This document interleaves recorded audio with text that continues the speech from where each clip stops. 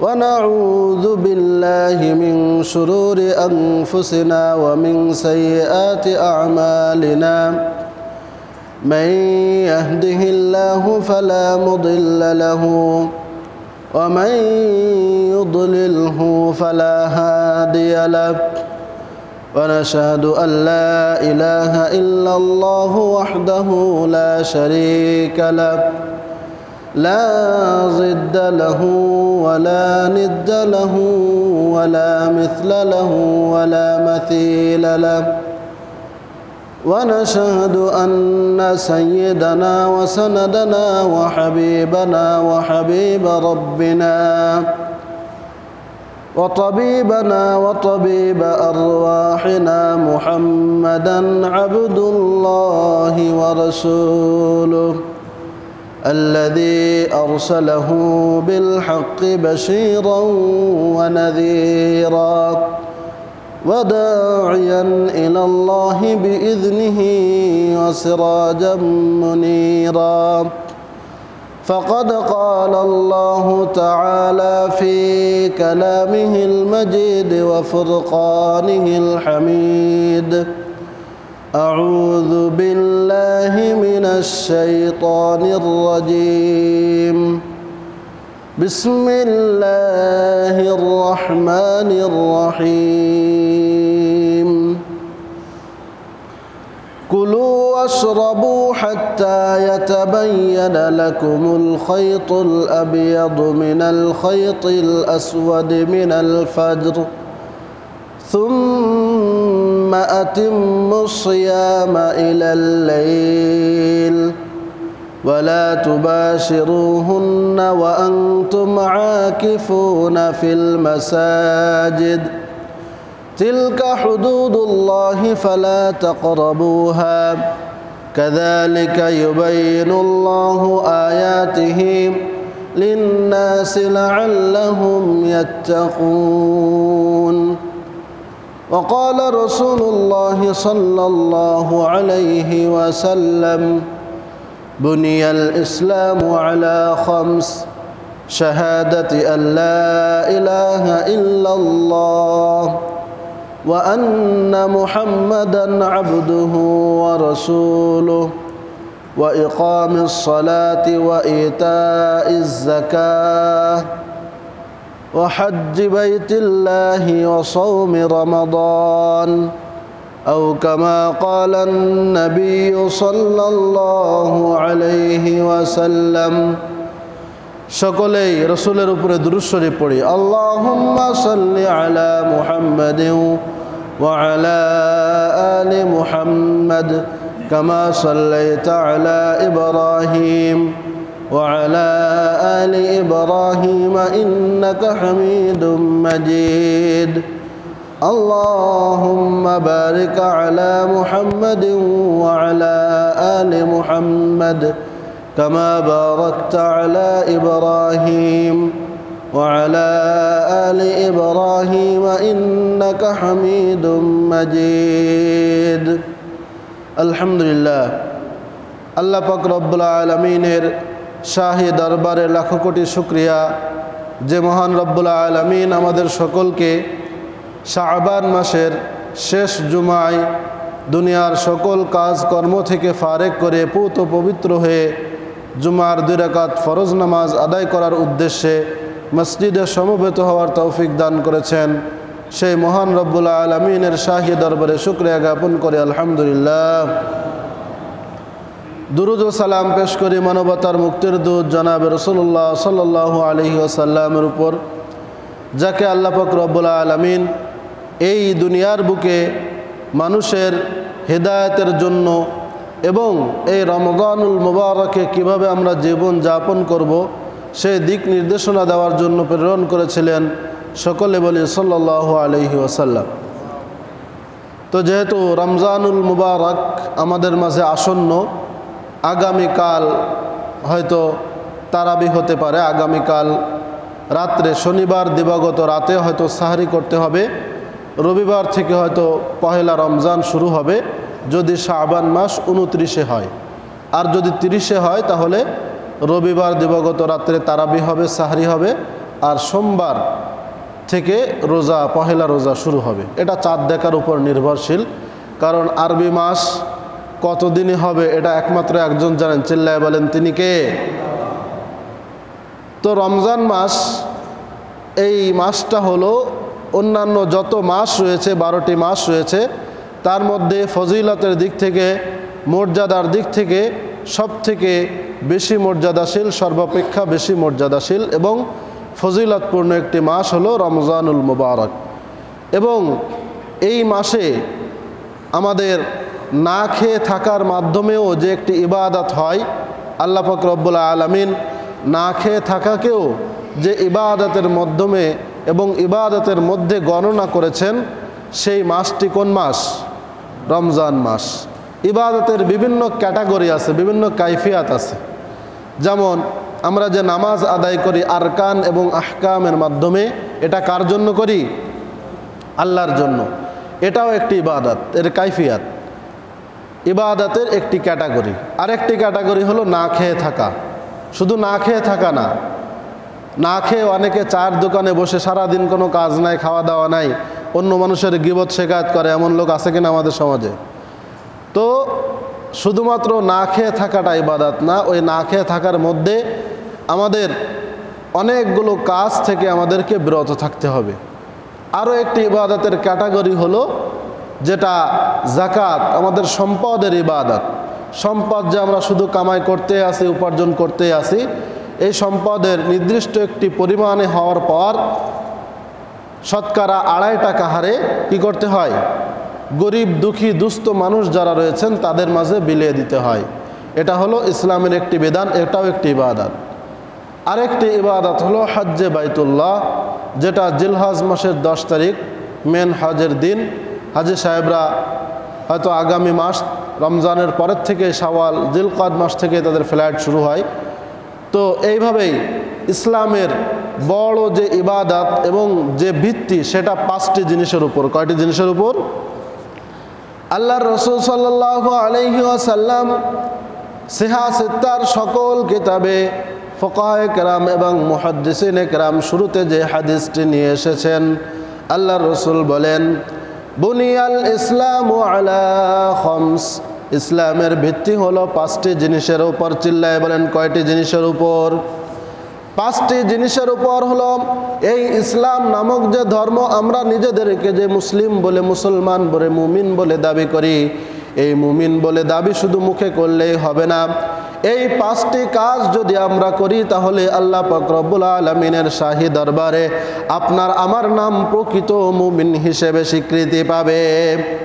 আল্লাহ রসুল বলেন, বুনিয়াল ইসলামু আলা খামস, ইসলামের ভিত্তি হলো যেভাবে একটি ঘর তৈরি করার জন্য পিলার লাগে সেটার দেওয়াল দিতে হয়, অনুরূপভাবে ইসলাম নামক যে ছাদ রয়েছে এই ছাদের ভিত্তি হলো 5টি পিলারের উপরে, 5টি স্তম্ভের উপর।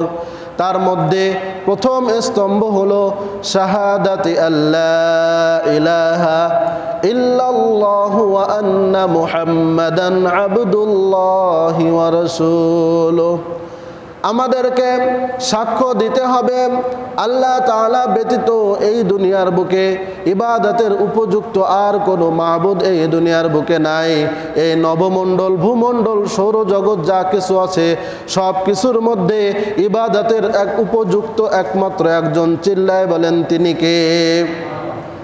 এরপর আমাদেরকে আরো সাক্ষ্য দিতে হবে ওয়া আন্না মুহাম্মাদান আবদুহু ওয়া রাসূলুহু, আল্লাহর রসুল মুহাম্মদ সাল্লাল্লাহু আলাইহি ওয়াসাল্লাম, তাকে আল্লাহ তাআলা মানব জাতির হিদায়াতের জন্য সর্বশেষ নবী হিসেবে, সর্বশ্রেষ্ঠ রাসূল হিসেবে তাকে এই দুনিয়ার বুকে আল্লাহ তাআলা প্রেরণ করেছিলেন। এই বিষয়ের উপরে আমাদেরকে পরিপূর্ণভাবে স্বীকার করতে হবে, সাক্ষ্য দিতে হবে। অনেকে আছেন রাসূলকে শেষ নবী হিসেবে মানেন না, আছে কিনা? অনেক দল আছে, অনেক মত আছে যারা আল্লাহ রসুলকে শেষ নবী হিসেবে মানেন না। তারা বলেন যে নতুন শরিয়াত নাজিল হবে এমন রসুলের দিক থেকে রসুল হলেন সর্বশেষ, কিন্তু আমাদের একজন নবী রয়েছেন যার নাম হলো গোলাম আহমদ কাদিয়ানি, তিনিও একজন আল্লাহ তাআলার পক্ষ থেকে প্রেরিত রসুল। জোরে বলুন নাউযুবিল্লাহ। আল্লাহর রসুল শেষ নবী, এতে কি কোনো সন্দেহ আছে? কার কার সন্দেহ আছে? আলহামদুলিল্লাহ, আমাদের কারোর কোনো কি নাই, সন্দেহ নাই। আমরা পরিপূর্ণভাবে স্বীকার করি, বিশ্বাস করি রাসূলই হলেন আল্লাহ তাআলার পক্ষ থেকে মানব জাতির মধ্য থেকে প্রেরিত সর্বশেষ এবং সর্বশ্রেষ্ঠ রসুল। কথা বলেন ঠিক কিনা? এরপর দ্বিতীয় ইসলামের যে ভিত্তি রয়েছে সেটা হলো ইকামিস সালাহ, নামাজ পূর্ণাঙ্গভাবে পরিপূর্ণভাবে 5 ওয়াক্ত নামাজ, যেটা আল্লাহর রসুল মেরাজের রাত্রে আল্লাহর রসুল আল্লাহ তাআলার পক্ষ থেকে উম্মতে মুহাম্মাদের জন্য উপঢৌকন হিসেবে আল্লাহ তাআলার পক্ষ থেকে নিয়ে এসেছেন। এই 5 ওয়াক্ত নামাজ পরিপূর্ণ পড়ার দরকার আছে কিনা? কিন্তু আমরা কি পড়ি? রমজান মাসে মসজিদ কি কানায় কানায় পূর্ণ হয়ে যাবে, রমজান মাস শেষ মুসল্লিরাও কি হারিয়ে যাবে, ঠিক কিনা? তো রমজান মাস হলেও যদি আমরা নামাজ পড়ি, এটা ভালো নাকি খারাপ? ভালো। রমজান মাস 1 মাসে হলেও যদি নামাজ পড়ে, আল্লাহ তাআলা কাকে কোন উসিলায় জান্নাত দিবেন, কোন ভালো কাজের উসিলায়, খারাপ কাজের উসিলায় কি জান্নাত পাওয়া যাবে? কোন ভালো কাজের উসিলায় আল্লাহ তাআলা কাকে জান্নাত দিবেন, এটাকে বলার সুযোগ আছে? নাই। এজন্য রমজান মাস হলেও যদি আমরা এই একটি মাস, শয়তান যেহেতু শৃঙ্খলাবদ্ধ থাকে, এই জন্য এই মাসে সকলে, শয়তান যেহেতু বাধা থাকে, ঝোঁকা দিতে পারে না, এজন্য ভালো কাজ করতেও কোনো কি থাকে না, বাধা থাকে না, থাকে। এজন্যই দেখা যায় যে রমজান মাসে মসজিদ পরিপূর্ণ হয়ে যায়। অনেকে আছেন রোজা রাখেন না, কিন্তু বলেন যে রোজা না হয় না থাকতে পারি, কিন্তু ইফতারি না করে কি কাফের হয়ে মরবো? এমন আছে কি না? রোজা না থাকলেও ইফতারি না করলে কি হয়ে যায়? কাফের হয়ে যায়। আছে নাকি এমন মুসল্লি আমাদের সমাজে? তো এই জন্য রোজা রাখতে হবে। আমাদের 2 নম্বর যে ইসলামের ভিত্তির কথা আল্লাহ রসুল বলেছেন, সেটার নাম কি? চিল্লায় বলেন, সেটার নাম কি? নামাজ। 3 নম্বর হলো আল্লাহর রসুল বলেন ওয়া ইতাইজ যাকাত। 3 নম্বর যে ইবাদতের উপরে, যে স্তম্ভের উপরে ইসলামের ভিত্তি, সেই স্তম্ভটার নাম হলো যাকাত। এটা হলো সম্পদের ইবাদত। নামাজ হলো শারীরিক একটি ইবাদত, আর যাকাত হলো সম্পদের ইবাদত। আমরা যে সারা বছর আমরা উপার্জন করি, এই উপার্জনের কারো যদি নিসাব পরিমাণ সম্পদের মালিক হয়ে যায়, বর্তমান যদি 70,000 টাকা পরিমাণ কারোর কাছে নগদ অর্থ থাকে, তাহলে 1 বছর মতো তার কাছে যদি ওই টাকাটা ঘোরে এবং 1 বছর তার কাছে ওই টাকাটা স্থির অবস্থায় থাকে, তাহলে আল্লাহ তাআলা তার উপরে ওই 70,000 টাকার মধ্যে শতকরা 2.5 টাকা হারে গরিবদের মাঝে বিলিয়ে দেওয়ার নির্দেশ দিয়েছেন। ইসলাম হলো শুধুমাত্র একজন ধনী হবে, একজন সম্পদের দিক থেকে বিত্তবান হবে, আর অন্য যারা আছে তারা ওইভাবে গরিবী থেকে যাবে, ফকির থেকে যাবে, সমাজের দুস্থ দরিদ্র অবস্থায় থেকে যাবে। ইসলাম এই ধর্মে বিশ্বাসী না, বরং ইসলাম দারিদ্র বিমোচন করার জন্য যাকাতের বিধান ধনীদের সম্পদের উপরে দিয়ে দিয়েছেন। কাদের উপর? ধনীদের সম্পদের উপর। অফি আমওয়ালিহিম হাক্কুল লিসাইলি ওয়াল মাহরুম। আল্লাহ তাআলা বলেন ধনীদের সম্পদের মধ্যে গরিবদের হক রয়েছে, অধিকার রয়েছে, ঠিক না? ওই 2.5 টাকা, শতকরা 2.5 টাকা যদি আমি আপনি মনে করি আমি উপার্জন করছি, টাকা সব আমার, কার? আমার। আল্লাহ তাআলা বলছেন না, ওই টাকাটা আমি তোমার কাছে আমানত হিসেবে রেখেছি দরিদ্রদের জন্য। সুবহানাল্লাহ। তো এই জন্য যাকাত দেওয়ার দরকার আছে কিনা? অনুরূপভাবে আল্লাহ তাআলা চতুর্থ যে ভিত্তির কথা বলেছেন, হজ্জে বাইতুল্লাহ, বাইতুল্লাহ শরীফের হজ করতে হবে। এটাও সম্পদ এবং শারীরিক এই 2 ইবাদতের কম্বাইন্ড একটি ইবাদত হলো হজ। এই হজের জন্য সম্পদের মালিক হতে হবে। ওই সময় হজের যে সময়টা রয়েছে, ওই সময় যদি কোনো ব্যক্তি তার নিজের পরিবারের ভরণ পোষণ বাদ দিয়ে হজ্জে বাইতুল্লাহ করার জন্য কাবা শরীফে গিয়ে আবার ফিরে আসার মতো সম্পদ যদি কোনো ব্যক্তির থাকে এবং শারীরিক সামর্থ্য থাকে, তাহলে আল্লাহ তাআলা ওই ব্যক্তির উপরে হজ ফরজ করে দিয়েছেন। আল্লাহ তাআলা বলেন وعلى الله حج البيت من استطاع إليه سبيلا। যদি কোনো ব্যক্তি হজ্জে বাইতুল্লাহর জন্য সক্ষমতা অর্জন করে শারীরিক এবং আর্থিক দিক থেকে, ওই ব্যক্তির উপরে আল্লাহ তাআলা হজ্জে বাইতুল্লাহকে ফরজ করে দিয়েছেন। এরপর পঞ্চম যে ইবাদতের কথা, যে ভিত্তির কথা আল্লাহ তাআলা বলেছেন, সেই ভিত্তিটার নাম হলো সিয়ামে রমাদান। সুবহানাল্লাহ। সেটার নাম কি? সিয়ামে রমাদান, যেটা আগামী 1 অথবা 2 দিনের মধ্যেই আমাদের মাঝে আগমন করবে। তো এই সিয়ামে রমাদান এটা হলো না খেয়ে থাকার একটি ইবাদত। তো ইবাদত আমরা 2 ধরনের পাইলাম। কয় ধরনের ইবাদত ইসলামে? 2 ধরনের। একটি হলো শারীরিক আর একটি হলো আর্থিক। আরটা কি? আর্থিক। তো নামাজ এবং সওম এটা হলো শুধুমাত্র শারীরিক ইবাদত, আর যাকাত এটা পরিপূর্ণভাবে আর্থিক ইবাদত, আর হজ এটা হলো আর্থিক এবং শারীরিক দুইটার কম্বিনেশন, কম্বাইন্ড ইবাদত। তো সিয়াম যেটা, এটা হলো না খেয়ে থাকার মাধ্যমে আল্লাহ তাআলার সন্তুষ্টি অর্জনের চেষ্টা করতে হয়। কিসের মাধ্যমে? না খেয়ে থাকার মাধ্যমে। চুরি করে লুকিয়ে 4 দোকানে বসে এই রমজান মাসে যদি আমি আপনি ইফতারি করি, বা আমি আপনি যদি আপনার রোজার বলিদান করি, তাহলে এটা তো দুনিয়ার কেউ দেখতে পাবে না, ঠিক কিনা? পাবে? যদি আমি আপনি অন্ধকার রাতের মধ্যে, অন্ধকার রুমের মধ্যে লাইট অফ করে দিয়েও যদি কোনো কিছু ভক্ষণ করে, তাহলে এই দুনিয়ার কোনো মানুষ হয়তো সেটি দেখবে না, কিন্তু সেটি একজন দেখবেন। চিল্লায় বলেন তিনি কে? আল্লাহ তাআলার কাছে এই দুনিয়ার বুকে কোনো কিছুই আপনি গোপন করতে পারবেন না। গোপন বলতে আল্লাহ তাআলার কিছু নেই। এমনকি আপনার আমার মনের মধ্যে প্রতিনিয়ত যে খেয়ালগুলো আসে, ওই খেয়ালগুলো সম্পর্কেও আমার আপনার প্রভু অবগত রয়েছেন। সুবহানাল্লাহ। এজন্য রমজান মাসে হয়তো রোজা রাখলাম না, সেটা হয়তো আমার পরিবার জানলো না, আমার সমাজের লোক জানলো না, কিন্তু একজন জানবেন। তিনি কে? আল্লাহ তাআলার কাছ থেকে কোনো কিছুকে গোপন করা যাবে? যাবে না। এই জন্য যেহেতু গোপন করা যাবেই না, এজন্য আমাদের রোজা রাখতে হবে, ঠিক না? তো রোজা রাখার জন্য আমাদের কিছু বিধিনিষেধ রয়েছে, কিছু কাজ রয়েছে যে কাজের মাধ্যমে রোজা ভেঙে যায়, আর কিছু কাজ রয়েছে যে কাজের মাধ্যমে আসলে রোজা ভাঙে না, কিন্তু আমরা মনে করি, অনেকে মনে করি যে রোজা কি হয়ে যায়? ভেঙে যায়।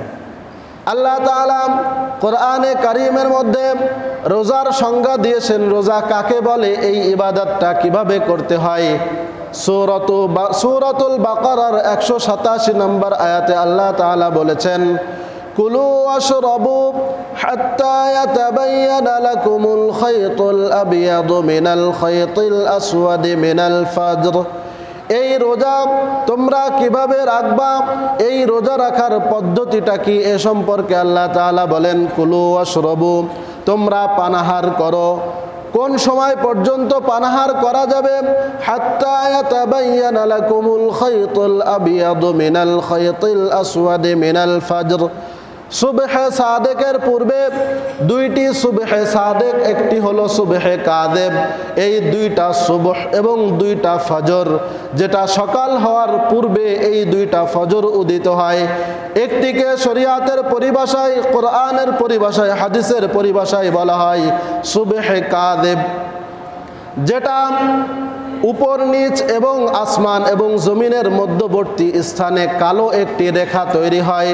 সেই কালো রেখা যখন শেষ হয়ে যায়, তখন উত্তর দক্ষিণ অর্থাৎ আড়াআড়ি লম্বালম্বি একটি রেখা সেখানে তৈরি হয়। সেটাকে কোরআনের পরিভাষায় বলা হয় সুবহে সাদেক। হাত্তা ইয়াতাবায়ানা লাকুমুল খায়তুল আবয়াদ। আল্লাহ রসুল বলেছেন, আল্লাহ তাআলা বলেছেন যে সাদা সুতার মতো যে দাগটি তোমরা দেখতে পাবে, ওই দাগ দেখার আগ পর্যন্ত তোমাদের ভক্ষণ করার সুযোগ রয়েছে। যখন সুবহে সাদেক হয়ে যাবে, এরপর তোমাদের আর পানাহার করলে ওই রোজা আমার দরবারে কবুল হবে না। তো আমরা আমাদের সমাজে অনেকে আছেন আজান পর্যন্ত খাওয়া আছে, ঠিক না? কোনোদিন যদি উঠতে একটু দেরি হয়ে যায় এবং কেউ যদি বলে যে এখন আর খাওয়ার সময় নয়, আজান পর্যন্ত খাওয়া যায়। কোন পর্যন্ত? আজান পর্যন্ত। মুয়াজ্জিন সাহেব আল্লাহু আকবার বলার আগ পর্যন্ত খাওয়ার সুযোগ আছে। এমন মুসল্লি আমাদের সমাজে আছে কি না? তো এই অল্প সময়ের জন্য, 1-2 মিনিটের জন্য আপনার আমার রোজাটা আল্লাহ তাআলার দরবারে কি হবে না? কবুল হবে না। তো এই জন্য রোজা রাখতে হলে শরিয়াতের পরিভাষায় এই ইবাদতটাকে আমার আপনার বানানো নাকি আল্লাহ তাআলার পক্ষ থেকে? আল্লাহ তাআলা যেভাবে এই রোজা নামক ইবাদতটা আমার আপনার জন্য দিয়েছেন, অনুরূপভাবে খাওয়ার সাহরি খাওয়ার শেষ টাইম, শেষ সময় স্পষ্টভাবে কোরআনে কারীমের মধ্যে আল্লাহ তাআলা নির্ধারিত করে দিয়েছেন। আল্লাহ তাআলা বলেছেন, কুলু ওয়াশরাবু হাত্তা ইয়াতাবায়্যানা লাকুমুল খায়তুল আবিয়াদু মিনাল খায়তিল আসওয়াদি মিনাল ফাজর। অর্থাৎ সুবহে সাদিক হওয়ার আগ পর্যন্ত, যেটাকে আমরা গুগলে যদি আমরা সার্চ করি ফজর নামে যে জায়গাটা আসবে, যে সময়টা আসবে, ওই সময় পর্যন্ত খাওয়ার সুযোগ রয়েছে। আজান দেওয়া হয় সুবহে সাদিক হওয়ার আরও 3-4 মিনিট পরে, ঠিক না? অনেকে আছেন তো আরও এক ধাপ এগিয়ে, আজানের পর আরও 5 মিনিট খাওয়া যায়, ঠিক না? এমন মুসল্লি আমাদের সমাজে নাই, আছে? তো এই জন্য খেতে হবে ক্যালেন্ডার। আমাদের খুলনার ইসলামিক ফাউন্ডেশনের ক্যালেন্ডার আমাদের বাইরে টাঙিয়ে দেওয়া হয়েছে, খুলনা জেলার জন্য যেটি প্রযোজ্য, এবং বিভিন্ন প্রতিষ্ঠান থেকে বিভিন্ন ক্যালেন্ডার আছে, সেখানে টাইম যেটা দেওয়া থাকবে, সাহারির শেষ সময় একটা দেওয়া থাকে, আর একটা দেওয়া থাকে হলো আজানের সময়, ঠিক না? 2টা সময় দেওয়া থাকে। যদি আজান পর্যন্তই খাওয়া যেত তাহলে সাহারির শেষ সময় বলে কোনো শব্দ সেখানে দেওয়ার প্রয়োজন ছিল না, ঠিক না? তো এই জন্য আমাদের খেতে হবে সময় দেখে। আল্লাহ তাআলা যেভাবে নির্দেশ করেছেন সুবহে সাদিক পর্যন্ত ক্যালেন্ডারে যে সময়টি দেওয়া থাকবে ওই সময় পর্যন্ত আমাদের খেতে হবে। ওর পরে খেলে কি রোজা হবে? হবে না। এই বিষয়টা আমরা খুবই খেয়াল রাখবো। আজান পর্যন্ত কি আসলে খাওয়া যায়? খাইলে কি রোজা হবে? আর আজানের পরে যদি 5 মিনিট খায় তাহলে রোজা হবে, ঠিক না? হবে? হবে না। তো এই জন্য আমাদের এই বিষয়টা খুবই লক্ষ্য রাখতে হবে। অধিকাংশ ক্ষেত্রে আমরা দেখা যায় এই বিষয়টা আমরা একটু হেলায় খেলায় গুরুত্ব দিই না। গুরুত্ব না দেওয়ার কারণে হয়তো যদি প্রতিদিন হয় তাহলে তো প্রতিদিনের রোজা গেল, আর যদি বছরে মানে মাসের মধ্যে 1-2 বার হয়, অনেক সময় দেখা যাবে যে হয়তো উঠতে দেরি হয়ে গেছে, ক্লান্তি অবস্থায় তারাবি পড়ার পর শারীরিকভাবে সকলেই ক্লান্ত থাকে, এবং যেহেতু সারাদিন না খেয়ে থাকতে হয়, না খেয়ে থাকলে সবারই কষ্ট হয়, ঠিক না? কষ্ট হয় না কার কার রোজা রাখলে? সকলেরই কষ্ট হয়। এবং এই কষ্টটা বোঝার জন্য দরিদ্র যারা রয়েছে তাদের ক্ষুধার যে কষ্ট সেটা বোঝার জন্য আল্লাহ তাআলা এই রোজাকে ফরজ করে দিয়েছেন। তো কষ্ট সকলেরই হবে। হয়তো মাঝে মাঝে দেখা যাবে যে এই রাত্রে খেয়ে ঘুমানোর পর ওই রাত্রে আর আজান দিচ্ছে, ওই সময় আল্লাহু আকবার শুনে হয়তো অনেকের জাগ্রত হওয়ার সুযোগ হবে। ওই দিন না খেয়ে রোজা রাখতে হবে। কি করতে হবে? না খেয়ে। নিয়তের মাধ্যমে রোজা হয়। রোজা রাখার জন্য সাহারি করা ফরজ ওয়াজিব কিছুই না, এটা হলো কি সুন্নাত। কিন্তু নিয়ত করতে হবে। কি করতে হবে?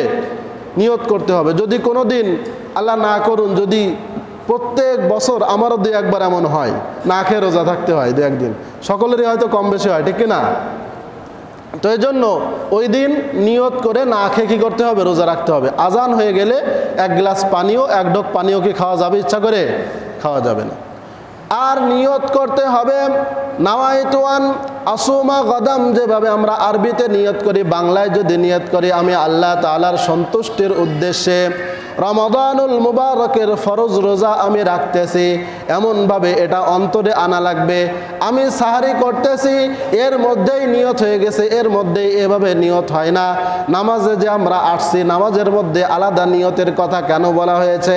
আমি তো জুমার নামাজ পড়ার উদ্দেশ্যেই বাড়ির থেকে আসছি, তারপর আবার নামাজ শুরুর আগে নিয়তকে অন্তরে উপস্থিত করতে হবে। এর কারণ হলো শরীয়তের যে বিধানগুলো রয়েছে সেগুলো হলো নিয়মতান্ত্রিক, হেলায় খেলায় যার যার ইচ্ছা মতো এগুলো করার কোনো সুযোগ নাই। এজন্য সাহারি করার সময় আপনি আমি হয়তো ক্ষুধা লাগছে সেই উদ্দেশ্যেও খাইতে পারি। আপনি যে রোজা রাখছেন এটা নির্ধারিত করার জন্য আপনার জন্য নিয়ত করাকে ফরজ করে দিয়েছেন কে? এই জন্য আমাদেরকে নিয়ত করতে হবে। আর ফরজ ইবাদতের ক্ষেত্রে, ফরজ রোজার ক্ষেত্রে নিয়তের সময়কে, সর্বশেষ সময়কে সকাল 11টা, অর্থাৎ দিনের মধ্যে অর্ধেক দিন পর্যন্ত যদি আমি আপনি নিয়ত করে তাহলে কবুল করে নেবেন কে? আল্লাহ। এই ফরজ রোজার ক্ষেত্রে এটা ছাড় দেওয়া হয়েছে, কিন্তু নফল রোজার ক্ষেত্রে ছাড় দেওয়া হয় নাই। নফল রোজার নিয়ত ওই সুবে সাদিকের পূর্বে সাহারির সময়ের ভিতরেই কি করতে হবে? নিয়তটা করতে হবে। আর ফরজ রোজা যেহেতু এটা নির্ধারিত, এটা কেউ রোজা রাখলেও এই রমজান মাসে রোজা রাখার বিষয়টা, রোজা রাখার সময়টা নির্ধারিত এবং না রাখলেও নির্ধারিত। এই জন্য একটু সময় বেশি দেওয়া হয়েছে শরিয়াতে। তো আমরা অবশ্যই রোজার ক্ষেত্রে সুবহে সাদেকের মধ্যেই আমাদের সাহরিটা সীমাবদ্ধ রাখব এবং আমরা আমাদের যে ইফতারি রয়েছে এই ইফতারিটা আমরা সময় মতো করব। 1 মিনিট আগে কি ইফতার আমরা করব না। হয়তো দেখা যায় যে অনেকে ইফতারের সামনে আসলে আর কি হয় না, দেরি সহ্য হয় না, হয়তো আজান হয় নাই, টাইম দেখে, শুধু টাইমের আগেও অনেকে আমরা খেয়ে ফেলি। তো আমরা ক্যালেন্ডারের মধ্যে অনেক দেখা যায় 1-2 মিনিটের ভিন্নতা থাকে, আমরা সতর্কতামূলক সারাদিন আমরা না খেয়ে থাকতে পারছি, আর 1-2 মিনিট যদি দেরি করি তাহলে কি খোদায় আমরা মারা যাব না। এজন্য আমরা এই বিষয়টা হেলায় খেলায় না কাটিয়ে আমরা চেষ্টা করব আমাদের রোজাটা যেন পরিপূর্ণ হয়। তো আমরা সুবহে সাদেক এর আগ পর্যন্ত আমরা সাহরি করব, আর সূর্য অস্তমিত হওয়ার পর আমরা ইফতার করব। আল্লাহ তাআলা বলেন সুম্মা আতিম্মুস সিয়ামা ইলাল লাইল, এরপর তোমরা সাহরি করার পর রোজাকে পরিপূর্ণ করবে ইলাল লাইল, রাত পর্যন্ত। আর শরীয়তের পরিভাষায় রাত শুরু হয় সূর্য পরিপূর্ণভাবে অস্তমিত হয়ে যাওয়ার পর।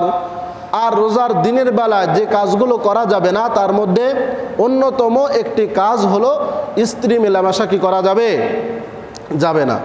আল্লাহ রসুল তিনি সাহাবায়ে কেরামের মধ্যে মসজিদে নববীতে একবার বয়ান দিচ্ছিলেন, তখন আল্লাহ রসুলের একজন সাহাবী হযরত আব্দুল্লাহ ইবনে জুবায়ের, আয়েশা সিদ্দিকা রাদিয়াল্লাহু তাআলা আনহার বোনের ছেলে হযরত আসমা রাদিয়াল্লাহু তাআলা আনহা, আবু বকর সিদ্দিক রাদিয়াল্লাহু তাআলা আনহুর বড় মেয়ে, তার ছেলে হযরত আব্দুল্লাহ ইবনে জুবায়ের, তিনি এসে আয়েশা সিদ্দিকার কাছে মাসআলা জিজ্ঞাসা করলেন যে আল্লাহ রসুল তিনি রমজান মাসে কি করতেন। তখন আল্লাহ রসুলের সাহাবী হযরত আব্দুল্লাহ ইবনে জুবায়ের আয়েশা সিদ্দিকা রাদিয়াল্লাহু তাআলা আনহা তার খালার কাছে জিজ্ঞাসা করলেন যে কতটুক পর্যন্ত সুযোগ রয়েছে। আল্লাহ রসুলের থেকে বর্ণনা করলেন আয়েশা সিদ্দিকা, কব্বালা রাসূলুল্লাহ সাল্লাল্লাহু আলাইহি ওয়াসাল্লাম বা'যা আজওয়াজিহি ওয়া হুয়া সাইমুন, আল্লাহ রসুল রোজা রাখা অবস্থায় তার কোনো একজন স্ত্রীকে চুম্বন করেছেন। তখন হযরত আয়েশা সিদ্দিকাকে লক্ষ্য করে আব্দুল্লাহ ইবনে জুবায়ের বললেন, হাল মা হিয়া ইল্লা আংতি, এটা আপনি ছাড়া আর কেউই না। তখন আয়েশা সিদ্দিকা রাদিয়াল্লাহু তাআলা আনহা তিনি খিলখিল করে হেসে দিলেন। সুবহানাল্লাহ। রসুল যারা ছিলেন তাদের শরীয়তের কতটুক পর্যন্ত সুযোগ রয়েছে শুরু থেকে শেষ পর্যন্ত তাদের বর্ণনা করার দরকার আছে কিনা। তো আয়েশা সিদ্দিকার কাছে যখন জিজ্ঞাসা করলেন তখন নিজের নাম না বলে তিনি বললেন যে আল্লাহ রসুল তিনি তার কোনো একজন স্ত্রীকে আল্লাহ রসুল রোজা রাখা অবস্থায় চুম্বন করেছেন। তখন তিনি বুঝে ফেললেন যে এটা অন্য স্ত্রীকে চুম্বন করলে এটা আয়েশা সিদ্দিকা কি দেখতে পাবেন না। তো তখন তিনি বুঝতে পারলেন যে খালা আমার থেকে কি গোপন করতেছে। তখন আব্দুল্লাহ ইবনে জুবায়ের বললেন, মা হিয়া ইল্লা আংতি, এটা আপনি ছাড়া আর কেউই না। তখন তিনি হাসলেন, তো বুঝে ফেললেন ওই স্ত্রী কে ছিলেন, হযরত আয়েশা সিদ্দিকা রাদিয়াল্লাহু তাআলা আনহা। তো এই জন্য এতটুকু সুযোগ রয়েছে, এর বাইরে কি নাই, সুযোগ নাই। আর ইসলামের শুরুতে পুরা রমজান মাসে 1 মাস স্ত্রী মেলামেশার কি ছিল না, কোনো সুযোগ ছিল না, কিন্তু পরবর্তীতে এটাকে ছাড় দেওয়া হয়, রাত্রিবেলায় এটাকে বৈধ রাখা হয়েছে, আর দিনের বেলায় সম্পূর্ণভাবে নাজায়েজ এবং কি হারাম, কোনোভাবে সুযোগ নাই। তো এই জন্য আমরা এই বিষয়টি লক্ষ্য রাখবো, আর সাহরি এবং ইফতারের সময় টাইম যেটা রয়েছে এটার বিষয়ে আমরা লক্ষ্য রাখবো। আর রমাদানুল মুবারক এটা আল্লাহ তাআলা আমাদেরকে এই বছর হয়তো আমাদেরকে কবুল করবেন বা করেছেন। তো আমরা সকলে আল্লাহ তাআলার দরবারে আরও একবার শুকরিয়া আদায় করি, আলহামদুলিল্লাহ। তো আমাদের উপজেলা মডেল মসজিদে গত বছরের যে ইফতারি লিস্ট ছিল, তো অনেকে পরিবর্তনের মধ্য দিয়ে আমরা চেষ্টা করেছি আরও একটি লিস্ট তৈরি করার। তো আমরা আজকে ফাইনাল লিস্ট সেটা আমরা ঘোষণা করব ইনশাআল্লাহ। তো পহেলা রমজানে ইফতারি রয়েছেন আলহাজ কাজী আজিজুল করিম সাহেব, দ্বিতীয় রমজান মোহাম্মদ আসিফ ইকরাম সজীব সাহেব, তৃতীয় রমজান আলহাজ মোহাম্মদ ইকবাল হোসেন, আলহাজ মোহাম্মদ মাহবুবুর রহমান, এবং আরও একজন পরে যোগ হয়েছেন মোহাম্মদ ফয়সাল আহমেদ অপু ভাই। চতুর্থ রমজান রয়েছেন মোহাম্মদ শামসুর রহমান সুমন ভাই। পঞ্চম রমজান মোহাম্মদ আমিনুল্লাহ আজিজি মডার্ন বেকারি। ষষ্ঠ রমজান মোহাম্মদ জাহাঙ্গীর আলম জাহাঙ্গীর হার্ডওয়ার। সপ্তম রমজান মোহাম্মদ আব্দুর রহমান সানা বীর মুক্তিযোদ্ধা। অষ্টম রমজান মোহাম্মদ হাদিউজ্জামান সাহেব ব্যবস্থাপক, উপজেলা কৃষি ব্যাংক পাইকগাছা শাখা। নবম রমজানে রয়েছেন মোহাম্মদ নাজমুল ইসলাম ফিরোজ সাহেব, মোহাম্মদ শহীদুল ইসলাম ফার্নিচার ও মোহাম্মদ রেজাউল হক মিস্ত্রি। 10ম রমজান আলহাজ ডাক্তার মোহাম্মদ কাউসার আলী গাজী নূরজাহান মেমোরিয়াল হাসপাতাল। 11 রমজান মোহাম্মদ মহিদুল ইসলাম থাইগ্লাস হাউস। 12 রমজান জনাব মাহেরা নাজরিন উপজেলা নির্বাহী অফিসার মহোদয় এবং সভাপতি অত্র মসজিদ। 13 রমজান মোহাম্মদ শহীদুল ইসলাম, মোহাম্মদ রফিকুল ইসলাম, মাস্টার মোহাম্মদ মুশাররফ হোসেন ও অ্যাডভোকেট মোহাম্মদ বারিকুল ইসলাম। 14 রমজান SM শফিকুল ইসলাম ও মাস্টার মোহাম্মদ আব্দুল গফুর, মোহাম্মদ মিজানুর রহমান। 15 রমজান মোহাম্মদ সেলিম নেওয়াজ কাউন্সিলর সাবেক কাউন্সিলর 6 নং ওয়ার্ড ও মোহাম্মদ আব্দুর রব গাজী। 16 রমজান ডাক্তার মোহাম্মদ আব্দুল মজিদ আল আমিন ক্লিনিক ও শাহিন কম্পিউটার। 17 রমজান মোহাম্মদ সেলিম রেজা লাকি সাহেব আহ্বায়ক পৌর BNP। 18 রমজান